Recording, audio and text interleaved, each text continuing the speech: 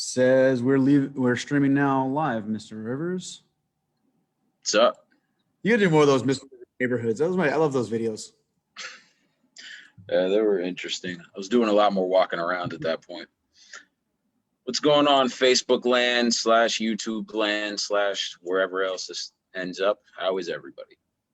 Sunday afternoon here. Rainy again. So rainy Sunday here in Boston. Yeah, it is a scorching hot, but looks like it's probably going to thunderstorm day here in DC. So we're doing this examination of something we talked about a little bit a while ago, and that is presentation. How does the way that you present to the world, from your body language to your clothing choices to the what you look at and don't look at, how does all of that influence your potential for avoiding, de-escalating, or if need be, escaping predatory violence? How do you see it? Like, what would you tell your students? What do you give them? Anything that you think would be useful to know about this, or do you feel like people have kind of already figured that stuff out and this is beyond the purview of the self-defense teacher? What do you think? Yeah, most people have definitely not walked this out for themselves. One of the quotes that we use all the time, you've definitely heard it, your clothing is a choice. Yeah. For the most part, unless you wear a uniform in some variety, some way, shape, or form. And even then there's some flair that you can add to it, right? Or hairstyle, makeup, whatever, shoe, footwear. Your clothing is a choice that you make. So as a result, I tell this to especially the teenagers here. Mm-hmm. So as a result, you're making a choice. Other people get to judge you based on that choice. But judging is bad. Yeah, sure. Judging is bad, but you're going to do it automatically. And other people are going to do it automatically. Mm-hmm. Some people are going to do it very willingly, and in some cases very willfully. So that's just first level conversation. Like, you have to actually bring it to bear that this does enter into the public, because you run into politically correct conversations that say, well, I get to wear whatever I want and no one is ever allowed to say anything about it in any way, shape, or form. And PC ideas might be nice and lovely and fluffy, but the reality is sometimes they run outside of actual happening. Yeah. So, this is, that's an important one. That is something that we definitely talk about, and we're talking about violence dynamics this month in the cohort for our inside cohort people, class people, and how you present raises or lowers your visibility on the scale. There's no way to take yourself completely off. There's ways to make yourself look too risky, and your clothing can go into that. I am not saying walk around in a tactical vest and I'm going to hit myself up a little bit here, the cargo that I like to wear myself. I like my cargo pants, man. Pockets are important. I mean, they're comfortable. They are super comfortable. I'm not a jeans wearer much anymore, so that's fair. I don't know. Are we going to do into personal choices right now, or do you want to talk about how? No, it's all of the above. I think the difficulty is when we call clothing costumes, people forget that doesn't mean that you are consciously choosing what people will see. It might just mean at a subconscious level, you might want to present as X, and it might be something as simple as, I want to present the same way my friends do. So it's not that, and I'm not really taking a cold-blooded look at how my friends are perceived, not just by people who like us or by our peer group, but by the world at large. I remember when I was young, I really wanted to wear specific sets of clothes and, carry it a particular way.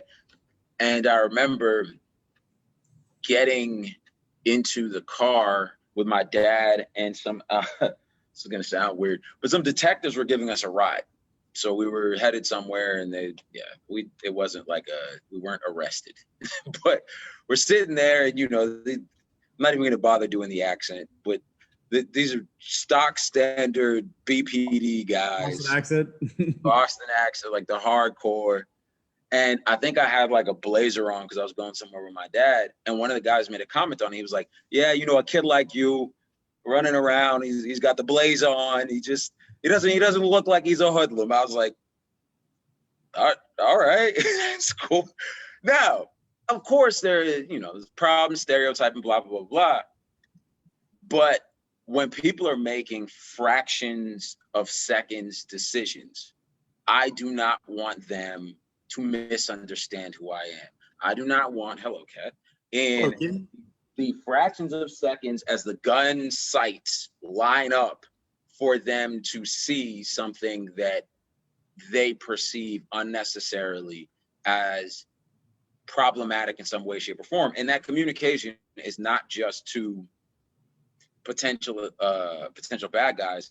It's also to cops. It's also to strangers. It's to everybody that I could realistically encounter.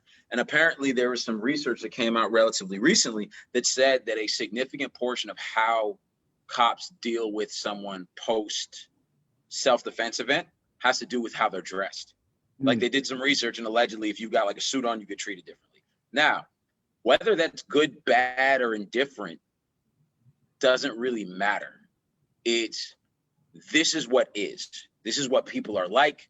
Now, how do we navigate through that, recognizing that the world is an imperfect and complex place?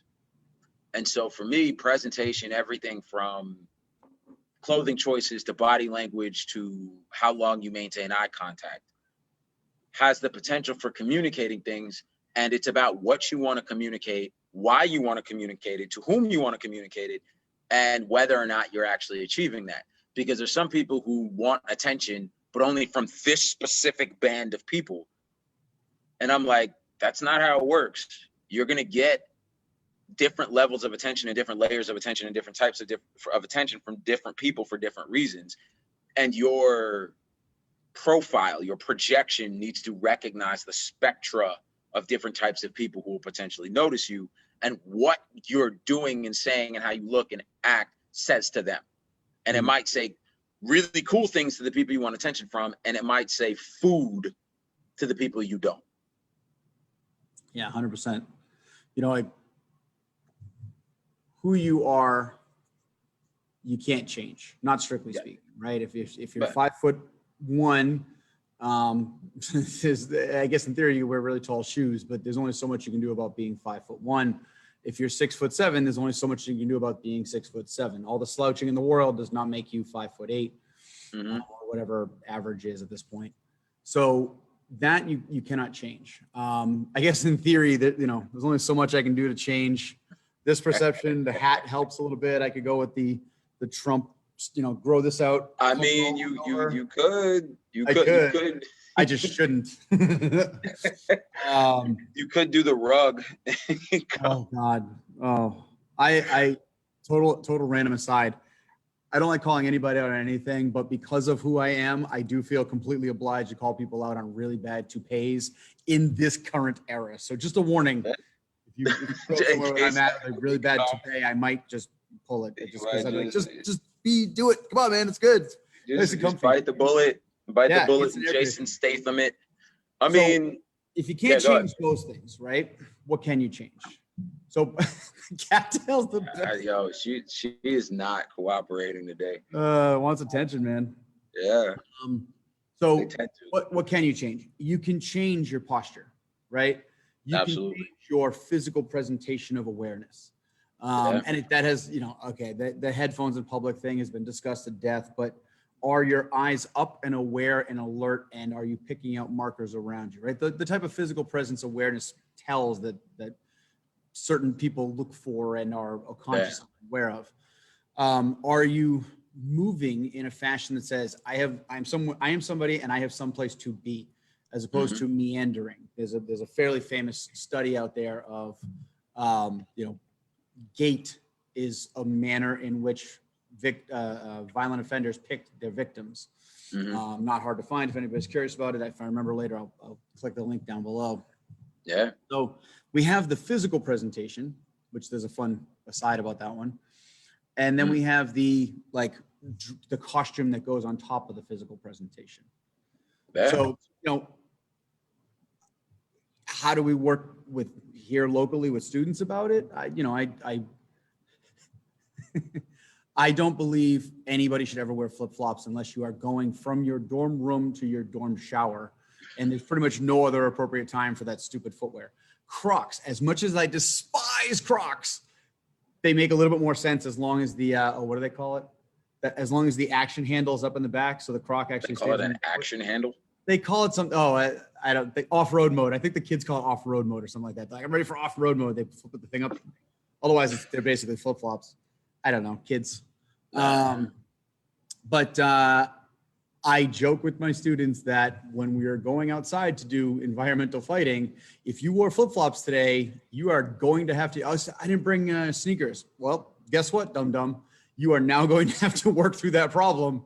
And if running away is one of the lists, one of the things on the list for today's drill and exercise, which it almost usually is, I'm looking forward to seeing you run in your flip-flops and see how long they stay on your feet.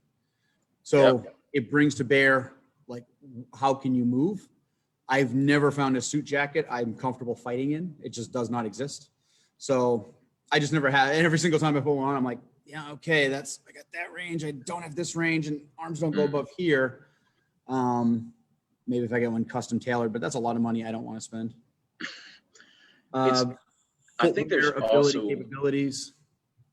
There's also ways that you can like play into labels that make sense to people. Like when we're talking about, like, completely aside from like the outer stuff, from an inner standpoint, if you've got an archetype, like you as the tall dude, kind of cop adjacent, huh? You're the same height as me. You're like that ninja. Whatever. Well, yes. I mean, but you're also around a lot more short people than I am. So you are taller than most of the people you're in an environment with. And so you can kind of play into that or play out of it depending on what you're trying to project. Yes. But it's the same thing with stuff like, to the reason that it triggered the thought, but the same thing with stuff like flip-flops. Or what exactly are you trying to message? Are you trying to message, I'm laid back and relaxed and I just enjoy chilling out? And what is that going to do for you with the people whose attention you want to attract? And what is it going to do for the people whose attention you don't want to attract? Because I agree, like the gait and the body language stuff is huge. And then also the costume piece is huge too. But it's weird because different segments are looking at completely different things. Yep. So the gait might tell the girl that you're interested in her, but it'll tell the bank, the mugger that you are unable to run and fight very effectively. And so it's an interesting question. It also lends itself to wondering about how presentation relates to avoiding and managing social conflicts. So if we're taking it out of the predatory realm, how does how you carry it, what you look at, what you say, what you do, help you keep from arguing with Timmy about that parking spot? And is it going to support, are you going to look like a dick when you are to this person realistically, and I know obviously it varies from place to place and group to group, but it's just one of those things that pops up in my head. How does this work on the predatory side? How does it work on the social violence side? And then how does it work to serve your ends that are completely social and reasonable and fair?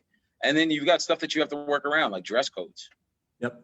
You got to wear a suit every day. Running and fighting in that suit is probably not going to be a big part of your life.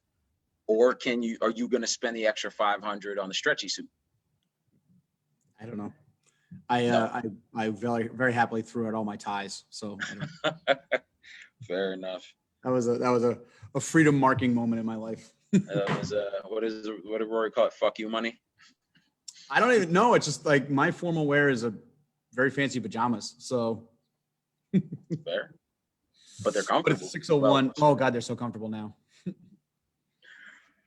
All right, y'all. Well, we got more that we'll be talking about in the presentation realm later because there's a lot of layers to this. So I'm going to talk about my shirt that I'm currently wearing. Oh yeah. And so when we jump in the group, if you're on hold and waiting, we got to do comments. I'm sorry. Were there any? Okay, so Jeff illness and injury leave me rebuilding my skill. It's funny. I've got stitches in my leg right now. A stupid injury. And I've noticed people's eyes, because it's hot in Boston. I'm wearing shorts, people's eyes tracking to even when I have the quote unquote flesh colored bandages, it's still pretty obvious it's there. And I see people's eyes tracking to it and like judging me differently because of it.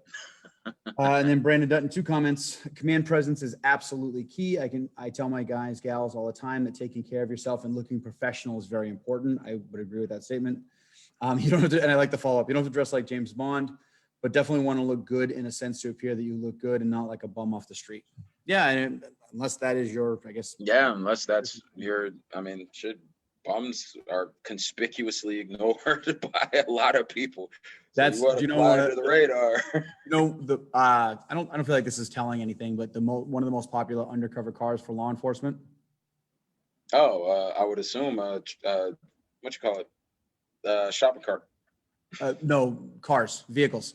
Oh no, what? Minivans. Yeah, absolutely. Makes perfect I feel like that's sense. telling too far out of school. But. I don't think anybody who's worried about anybody who doesn't know that already. Agreed. On the bad guy side, they're not like, hold on, wait a minute, is that what that was? But yeah, it's interesting. But there's a lot more to it. So we'll be breaking it down in the Patreon. I think if you want to join this particular conversation, we're at the $10 mark.